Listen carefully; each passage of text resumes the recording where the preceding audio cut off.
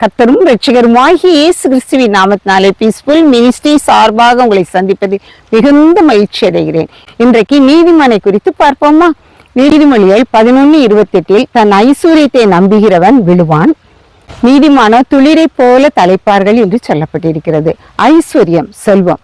செல்வத்தை நம்புவோமேயானால் செல்வம் என்று இன்று ஒருவர் கையில் நாளை ஒருவர் கையில் என்று அது சென்று கொண்டே இருக்கும். ஆனால் கர்த்தரை நம்புகிற விசுவாசமுள்ள ஐஸ்வர்யவான்களோ துளிரை போல தலைக்கிறவர்களாக எப்பொழுதும் பசுமையும் செம்மையுமாக காணப்படுவார்கள். நீதிமான்களின் கூடாரமோ செழிக்கும். கர்த்தர் நல்லவர், அவருடைய கிருபை என்றென்றும் உள்ளது. அப்படியாக இருக்கும் பொழுது கர்த்தரை நம்புகிற ஒவ்வொருவருடைய வாழ்க்கையிலும் அவருடைய காரியங்கள் செழிப்பாக காணப்படும். சங்கீதம் 92:12 நீதிமான் பனையை போல் செழித்து லீபனோனில் உள்ள கேதுருவை போல வளருவான் என்று சொல்லப்பட்டிருக்கிறது. எத்தனையோ மரங்கள் இருக்கிறது. சாலமன் ஞானி நீதிமான் பனையை போல செழிப்பான் என்று சொல்லியிருக்கிறார். எப்படி எனில் பனை மரம் மிகவும் உயர்ந்து காணப்படும். அது மாத்திரமல்ல, அது வலதுபுறமோ இடதுபுறமோ சாயாமல் சூரியனை நோக்கி மேலே உயர்ந்து காணப்படும். மாத்திரமல்ல, அதனுடைய வெளிப்புற தோலானது மிகவும் கடினமாக காணப்படும், உட்புறமோ செம்மையாக காணப்படும். பனைமரத்தில் உள்ள ஒரு பொருளும் விருதாவாக போவதில்லை. அதனுடைய இலைகள் வீடுகளுக்கு கூரை மேய பயன்படும், மாடுகளுக்கு உணவாக பயன்படும், ஓல கொலக்கட்டைகள் செய்ய பயன்படும். இன்னுமாக அதனுடைய ஒவ்வொரு பொருளும் பனம்பழம், பனங்காய், நொங்கு, பதுநீர், இன்னுமாய் பனங்கிழங்கு என எத்தனையோ விதமான பொருட்களை பனை மரத்திலிருந்து எடுக்கலாம். இதை போலத்தான் நீதிமானுடைய வாழ்க்கையும் வைராக்கியமாய் அவர்கள் வலதுபுறம் இடதுபுறம் சாயாமல் ஆண்டவரை மாத்திரம் நோக்கி பார்க்கிறவர்களாக, மாத்திரமல்ல தங்களுடைய காரியங்கள்ல ஒவ்வொருவருக்கும் அவர்கள் பலனுள்ளவர்களாக பயனுள்ளவர்களாக காணப்படுவார்கள். அதனால் தான் என்னவோ சாலமன் ஞானி நீதிமானை பனையை போல உயர்ந்து வளருவான் என்று சொல்லியிருக்கிறார்.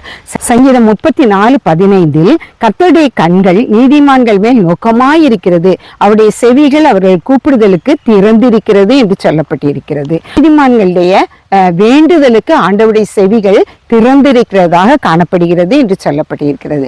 நீதிமொழிகள் 11:27 நன்மையை ஜாக்கிரதையுடன் தேடுகிறவன் தயையை பெறுவான், தீமையை தேடியவனுக்கு தீமையே வரும் என்று சொல்லப்படுகிறது. ஆக நன்மையை ஜாக்கிரதையாய் தேடுகிறவர்களுக்கு தயை கிடைக்கும். இப்படிப்பட்ட நன்மையை தேடுகிற ஒரு மனிதனை குறித்து பார்ப்போமா? மத்தேயு 8:5 10 வரை இந்த சம்பவம் சொல்லப்பட்டிருக்கிறது. அதாவது நன்மையை தேடுகிற ஒரு மனுஷன் 100க்கு அதிபதி. அவனுடைய ஆண்டவரை பற்றி அவன் தெரிந்து கொள்கிறான். அவரால் அற்புதங்கள் நடக்கிறது, சுகம் கிடைக்கிறது என்பதை அவன் அறிந்து கொண்டவனாக அவன் ஆண்டவரை நோக்கி வருகிறான். அவனுடைய வீட்டுல அவன் வேலைக்காரன் திமிர்வாதமா பயங்கர கொடிய வேதனை அனுபவித்துக் கொண்டிருக்கான். அதை பார்த்து அவனால சகிக்க முடியல. ஏன்னா அவன் நன்மை செய்கிறவனாக அவன் காணப்படுகிறதுனால் அவன் ஆண்டவருடைய சமூகத்துல எப்படியாவது இவனுக்கு சுகம் கிடைக்கணும்னு சொல்லி வருகிறான். வந்து ஆண்டவருடைய சமூகத்துல சேர்க்கிறான். ஆண்டவரே, என் வேலைக்காரன் திமிர்வாதமாய் படுத்திருக்கான், அவன் கொடிய வேதனைப்படுகிறான், நீர் ஒரு வார்த்தை மாத்திரம் சொன்னா போதும் அவன் பிழைத்துக் கொள்வான் அப்படின்னு சொல்றாரு. அப்ப ஆண்டவர், நான் அவன் கூட வாரேன் அப்படின்னு சொல்றாரு. நீர் என் வீட்டுக்கு வருவதற்கு நான் எந்த வகையிலும் பாத்திரம் இல்லைல்ல.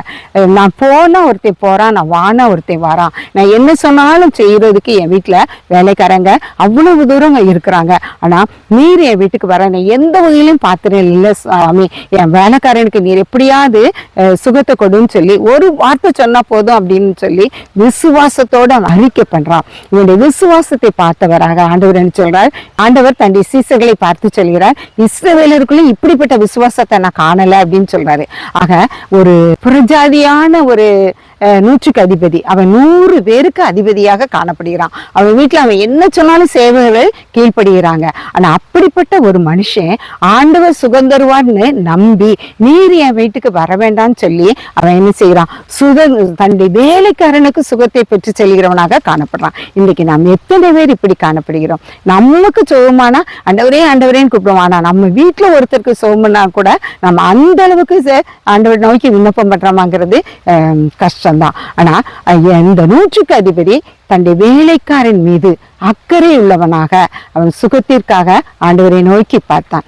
இன்றைக்கு நாமும் இந்த லெந்து நாட்கள்ல ஆண்டவருடைய சமூகத்துல காத்திருந்து சுகவீனமாய் இருக்கிறவர்களுக்காக நாம் விண்ணப்பம் செய்ய ஆண்டவர் நம் ஒவ்வொருவரையும் அழைக்கிறார். நாம் விசுவாசத்தோடு விண்ணப்பிக்கும் பொழுது அதனுடைய பலனை நாம் பெற்றுக்கொள்கிறவர்களாக காண முடியும். நீதிமான் கூடாரம் செழிக்கும். அவனுடைய வீட்டுல எப்பவும் செழிப்பு காணப்படும். இந்த நூற்றுக்கதிபதியோட கூடாரத்திலையும் எல்லா செழிப்பும் காணப்பட்டது. ஆனா ஒரு வியாதி அவனுடைய வேலைக்காரனுக்கு ஏற்பட்ட நிமித்தமாக அவன் ஆண்டவரை மாத்திரமே நோக்கி பார்த்தானே ஒழிய தன்னுடைய செல்வத்தை அவன் நோக்கி பார்க்கவில்லை.